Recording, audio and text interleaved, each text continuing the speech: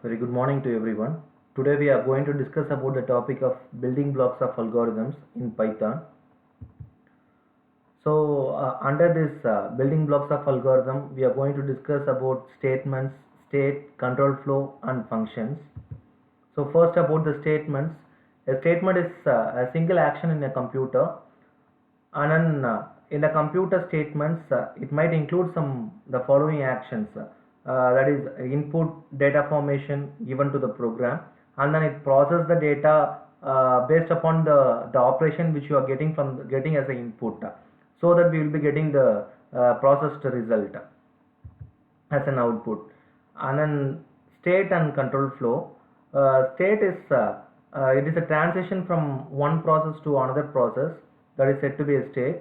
Control flow is the process of executing the individual statements in a given order is said to be the control flow.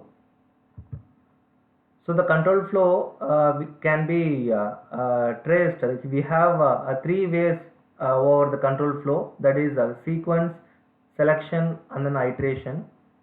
So in sequence, all the instructions will be executed one after the another, that is said to be sequence execution. Here we have an example as addition of two numbers.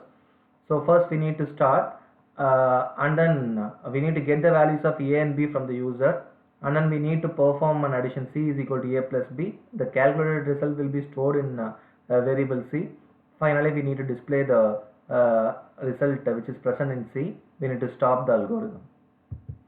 So and then the selection part is a selection statement causes the program control to be transferred to the specific of the program based upon the condition. Okay, so that is the selection part will be working based upon the condition we have given, that will be transferred. The control will be transferred to the specific part of the program. So if the conditional test is true, one part of the program will be executed, or otherwise it will be executing the other part of the program. So this is the selection flow diagram. At the entry level, it checks the condition to make the decision. So if the condition is true, then the true part, the action 2 will be done. If the condition is false, then the action 1 will be done. After doing that, it will be ending it. So and then the iteration, in some programs we have some set of statements to be executed again and again. So for that we will be using a condition that will be iterating over until the condition is getting true. The program, your loop will be iterating, or else if the condition is false, it terminates the loop. So this is called as looping or iteration. So here we are going to print the natural numbers. So first we need to start. We need to get the value of n, initialize the n value. After we need to check with the condition I less than or equal to n. If a condition is true, then it starts to print the I value, and then we need to increment the I so that it iterates over the loop. After that will be until the condition is satisfied, the loop will be iterating.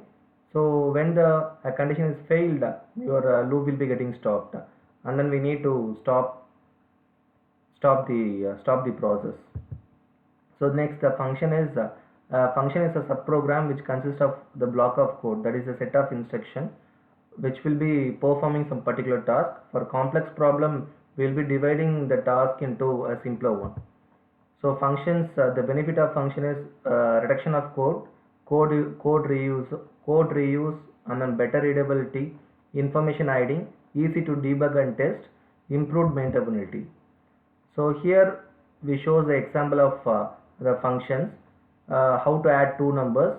So first inside the main function we need to use a function called of add, and then inside the sub function we need to get the values of a and b, and then we need to perform c is equal to a plus b, and then finally we need to print the value of c. So when a function is made call, this part set of functions, this set of code will be executed, and then result will be returned where we have made a call. So this is about the function. Thank you.